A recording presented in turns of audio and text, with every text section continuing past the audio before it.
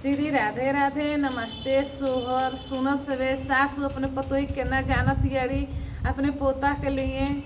वही पर के गीत गा पूर गीत सुनब सवे बताए सवे कमेंट में कैसा लागता। गाइया के दूधवा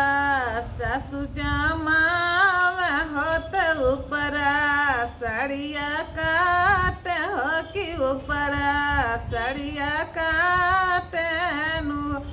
मोर सासू सजल दहिया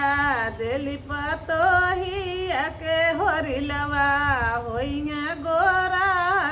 होरिलवा होइया गोरा हो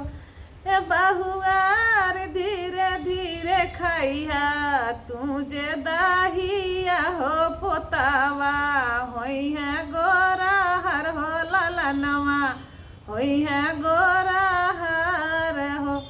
सारिया बिटोरी सासू दाहिया जे माख हो कि सारिया उहो माख हो कि सारिया उहो माखनु सासू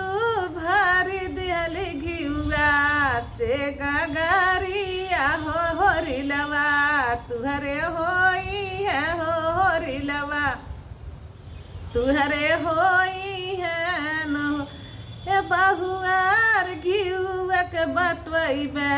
हम लाडुआ हो कि तुहके हम खीरिया हो कि तुहके खियाइबे खीरियानु कि बहुआर अपन गोतिनिया हम बोलाइबे हो कि पोतवा घरवा जाना मी हो कि पोतवा घरवा जाना मीन हो ए बहुआर धीरे धीरे डरिया तुझे पाऊआ हो दर दिया तुहरो ना हो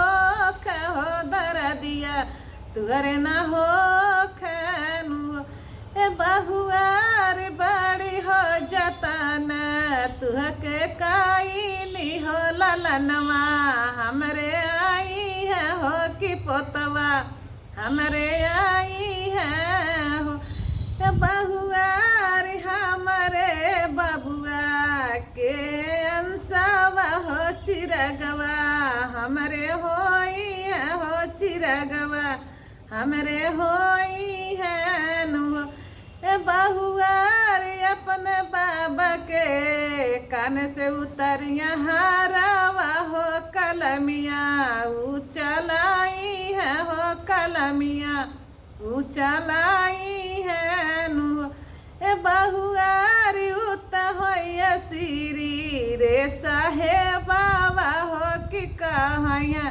राजकुमारावा हो कहाइया राजकुमारावा नु हो।